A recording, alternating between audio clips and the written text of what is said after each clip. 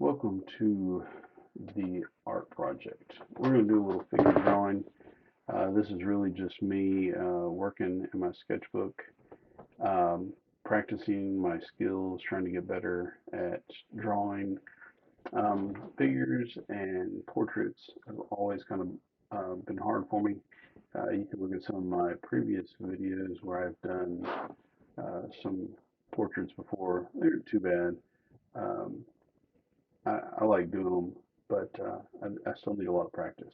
So I went to New Master Academy on YouTube and found a pose that I like.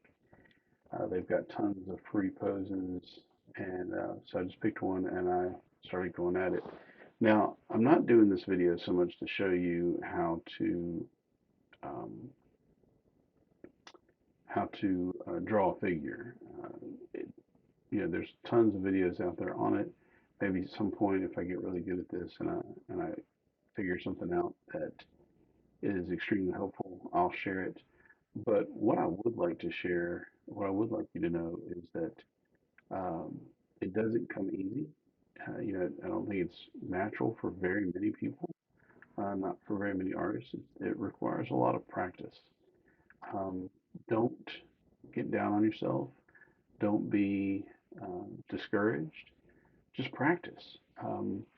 Heard someone say not too long ago that in order to become a great artist, you have to make 10,000 mistakes. And so every time you draw, you're one mistake closer probably to getting better at it, to being a master at it, to, you know, um, so I don't know if y'all can hear my kids playing in the background and in a whole other room, but they're pretty loud. So sorry about that.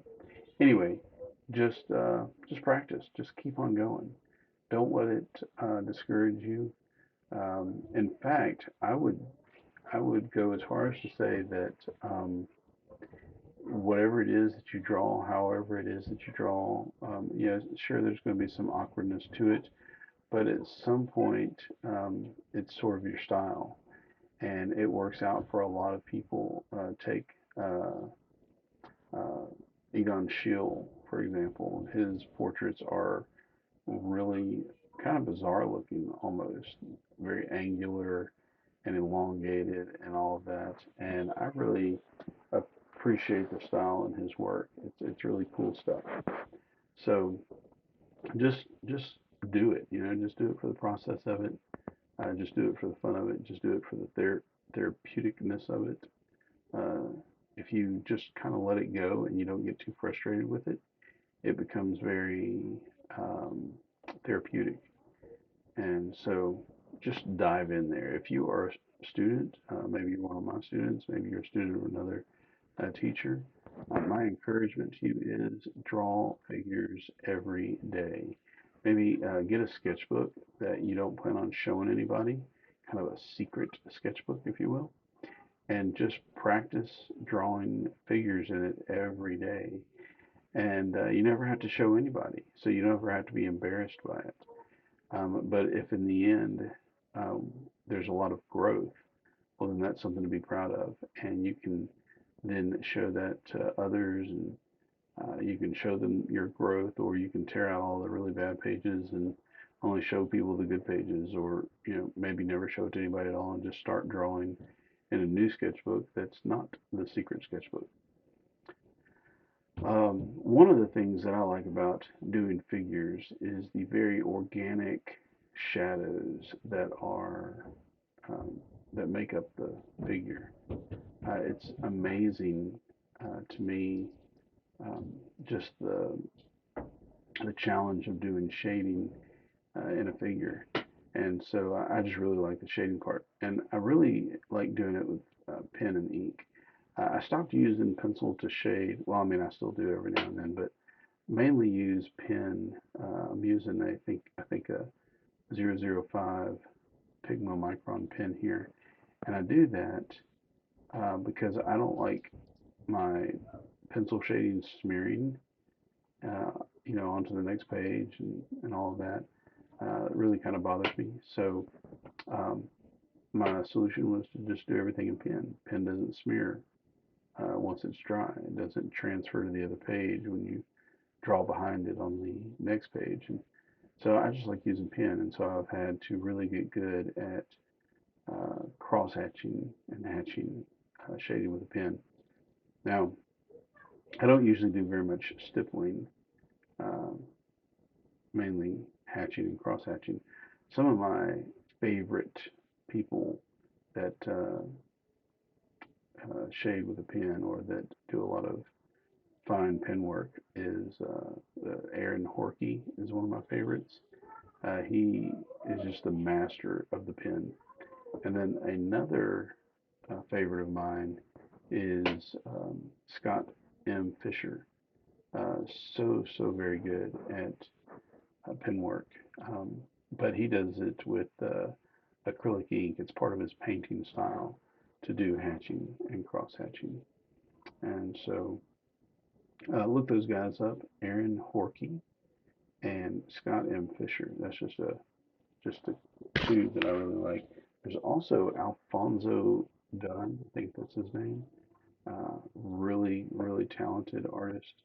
Does a lot of stuff on YouTube and has a few books out. And he does some amazing pen work, including hatching and cross hatching.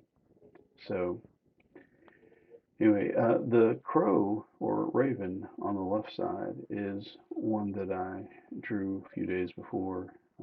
This is in my sketchbook, as you can see, and so that's just on the other page, but also done in pen. The circle is filled in with gold nib. I'm sorry, gold. I think it's a pilot pen, pilot gold paint pen, and I like the gold that comes out of that a lot. It's very shiny, very shimmery. Adds a nice element to my work. Um, Man, feet are hard. Uh, I can probably draw the figure halfway decently, but the feet, oh my gosh, the feet are killing me. Um, hands are so difficult to make the hands look right and not awkward is really a task. And I'm not saying all this to complain or anything like that. I get on to my kids all the time for whining and complaining. I'm simply saying this so that you know, despite the fact that you're watching me draw this and it looks pretty good to you, I struggled with just, inadequacy and frustration and, um, just afraid that it wasn't going to turn out right. I had to force myself really to draw, and I do that all the time. I have, you know, I don't know if low self-esteem is the right word, but just the way these things look kind of bother me, and I have to struggle to make myself do them. Anyway, that's it. Hope you like it. Give it a thumbs up. Subscribe if you haven't already. It's your turn to go make some art. Oh wait, just kidding. Actually, there's a little bit more to this video. Um, I then went back and I erased all the pencil lines. And one of the things that's funny is I really like my pictures better with the pencil line underneath the ink. I really feel like once I erase the pencil line, the finished picture looks a little, I don't know what the right word is, sterile maybe, and it doesn't have the energy that the pencil itself lends to it.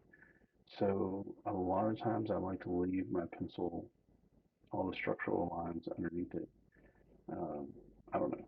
Anyway, I decided to go back and once I erased the pencil, I had to go back in and make some things a lot darker, smooth some things out.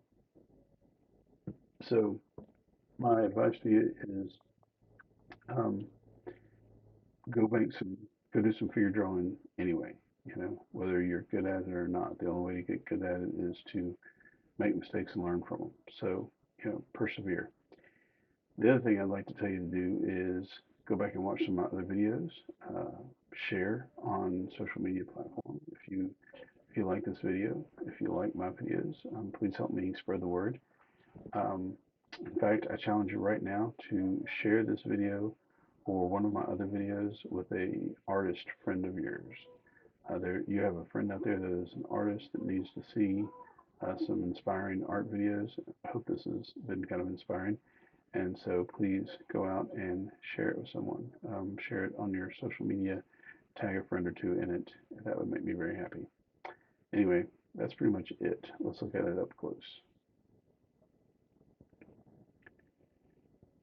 Here we go. All right, so that's it. You know, I think I'm done. Um, I might come back and do something to the background later. I do that a lot of times. Come back and add a collage element or watercolor the background or something. I don't know what I'm going to do to this, but anyway, it now actually is your turn to go make some art.